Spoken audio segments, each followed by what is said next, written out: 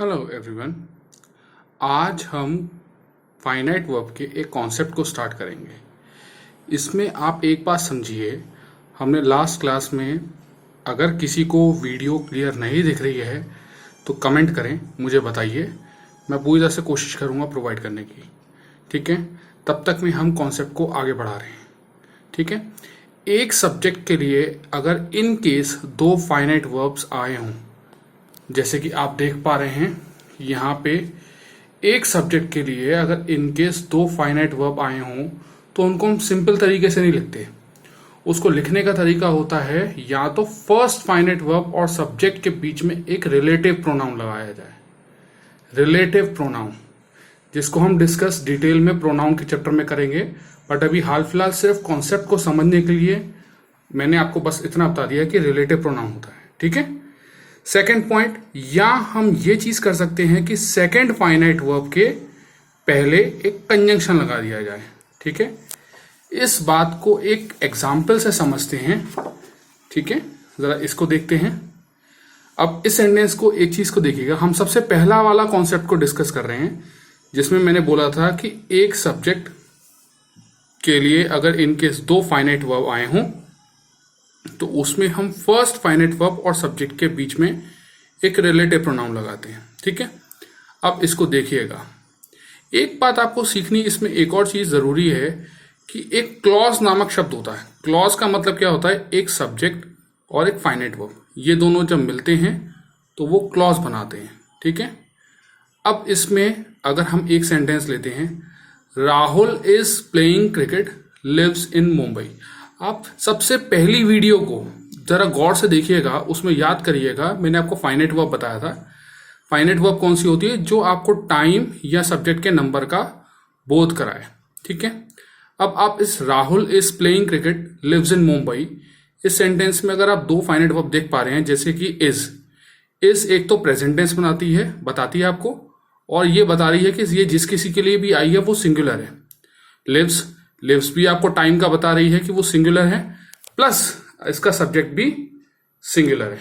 ठीक है, अब कुछ रिलेटिव प्रोनाउन देख लेते हैं, जैसे कि हु, विच, व्हाट, दैट। अब हु कब आता है, विच कब आता है, व्हाट कब आता है, दैट कब आता है, वो हम चैप्टर्स में डिस्कस करेंगे। हम अभी सिर्फ कॉन्सेप्ट को ही देख रहे हैं।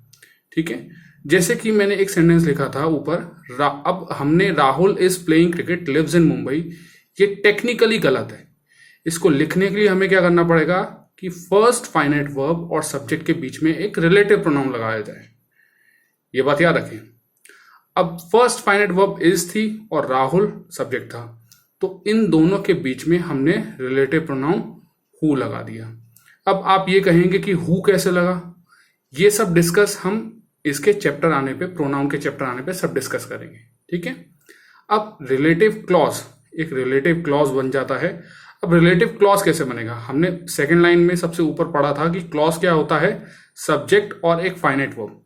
अब रिलेटिव प्रोनाउन आपको मालूम है, प्रोनाउन एक सब्जेक्ट बन सकता है, तो ये सब्जेक्ट भी है, और इज क्या है? Finite verb.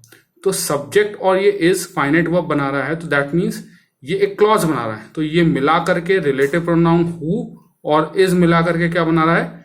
Relative clause. Relative clause की दो बातें आपको ध्यान में रखनी है। पहली बात, ends before second finite verb. Relative pronoun who से रिलेटिव क्लॉज स्टार्ट होगा और रिलेटिव क्लॉज कहां तक चलेगा?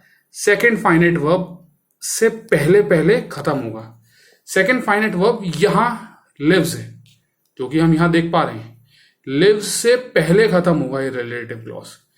रिलेटिव क्लॉज की मैंने क्या बोला, अभी दोबारा रिपीट करता हूं। रिलेटिव क्लॉज का मतलब ये हो गया जो एंड करेगा सेकेंड फाइनाइट वर्ब से पहले।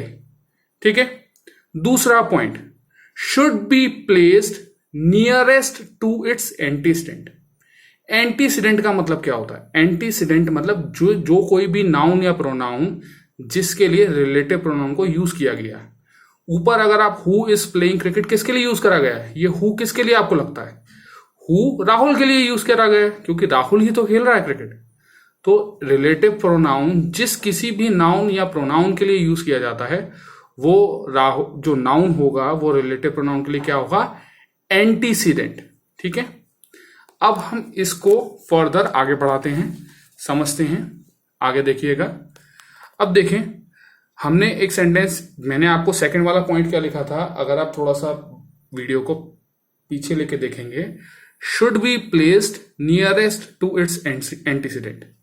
तो अगर मैं सेंटेंस ऐसे कर दूं, Rahul lives in Mumbai who is playing cricket, अगर ये रिलेटिव क्लॉज पीछे ले जाऊं तो थोड़ा सोचें, who is playing cricket, Mumbai, क्योंकि मैंने आपको क्या बताया, रिलेटिव क्लॉज की खासियत क्या है कि वो जिस किसी भी नाउन या प्रोनाउन के बगल में आएगा वो उसको अपना मीनिंग दे देगा, इसीलिए उसके लिए बात बोली गई है, should be placed nearest to its antecedent.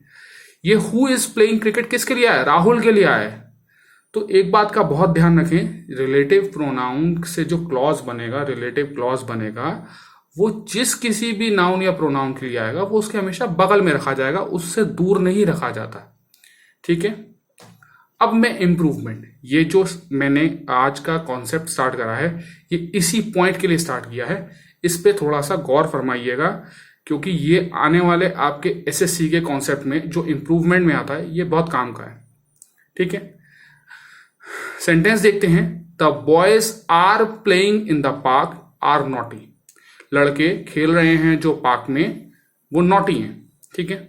अब एक बात समझिए, सबसे पहला फाइनाइट वर्ब आप देख पा रहे हैं, सबसे पहला वाला फाइनाइट वर्ब आप देख पा रहे हैं आर, इधर ये सेकंड फाइनाइट वर्ब देख पा रहे हैं आर। और बट नेचुरल बात है, ये आर किसके लिए आया है, लड़कों के लिए, क्योंकि लड़के ही नॉटी हैं। और ये आर आया किसके लिए, ये भी लड़कों के लिए, क्योंकि लड़के ही खेल रहे हैं पार्क में। तो ये दोनों फाइनाइट वर्ब का सब्जेक्ट कौन है, बॉयज। मैंने आपको कॉन्सेप्ट की स्टार्टिंग में क्या बताया था आज के, कि दो फाइनाइट वर्ब जब कभी भी एक ही सब्जेक्ट के लिए आएंगे तो हम उसको उस तरीके से नहीं रख सकते हैं। उसमें या तो आप ये कर सकते हैं कि फर्स्ट फाइनाइट वर्ब और सब्जेक्ट के बीच में यहां पे रिलेटिव प्रोनाउन लगाया जाए। ठीक है। दूसरा पॉइंट बताया था कंजंक्शन लगाया जाए, उसको हम आगे डिस्कस करेंगे नेक्स्ट वीडियो में। ठीक है। अब इसको सही करने के लिए हमें क्या करना पड़ेगा, रिलेटिव प्रोनाउन लगाना पड़ेगा। ठीक है। यहां पे रिलेटिव प्रोनाउन आ गया, ये बात समझ आती है। ठीक है। अब हमने क्या कर दिया, the boys who are playing in the park are naughty. ठीक है। यहां से एक बात फिर दोबारा मैं आपको रिपीट कर रहा हूं, रिलेटिव क्लॉज की प्रॉपर्टी क्या थी, ये सेकंड फाइनाइट वर्ब से पहले पहले खत्म होगा। तो द बॉयज हु से रिलेटिव क्लॉज स्टार्ट होगा, कहां तक चलेगा, सेकंड फाइनाइट वर्ब। इधर सेकंड फाइनाइट वर्ब क्या है, ये वाला आर, इससे पहले पहले खत्म होगा। अब इससे पहले पहले खत्म होगा तो ये रिलेटिव क्लॉज खत्म हुआ। ठीक है। अब इसमें इंप्रूवमेंट होता है, ये आपके सीखने के लिए है, मैं थोड़ा क्लोजअप में ले रहा हूं इसको, थोड़ा इसमें इंप्रूवमेंट होता है। क्या इंप्रूवमेंट हो सकता है, जैसे कि देखिएगा, अब the boys who are playing, देखिए हम इंप्रूवमेंट करने के लिए क्या कर सकते हैं, रिमूव करें, हटा दीजिए किसे, रिलेटिव प्रोनाउन, और साथ में ये जो मैंने फाइनाइट वर्ब आपको लिख के दी है, ये मुझसे थोड़ा आधा लिख दिया मैंने, इसके लिए मैं स्पेसिफिकली बोल रहा हूं हेल्पिंग वर्ब को। ठीक है। जो हेल्पिंग वर्ब आपको वहां पे दे रखी है ना, उन दोनों को जोड़ करके हटा दीजिए। ठीक है।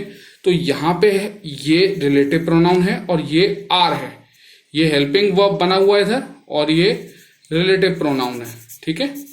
हम क्या कर देंगे, हटा दें रिलेटिव प्रोनाउन और फाइनाइट वर्ब को। जब इन दोनों को हम हटा देंगे तो सेंटेंस क्या बन जाएगा, the boys playing in the park are naughty. ठीक है। तो हमने अभी इससे पहले वाले पेज पे क्या देखा था कि क्लॉज क्या होता है, क्लॉज में होने के लिए एक सब्जेक्ट होता है और एक फाइनाइट वर्ब होती है। बट अब इसमें ये सब्जेक्ट भी नहीं रह गया और ये फाइनाइट वर्ब भी नहीं रह गई। जब सब्जेक्ट और फाइनाइट वर्ब नहीं रह जाएगी तो वो क्या बन जाएगा, फ्रेज। तो ये एक तरीके का फ्रेज है।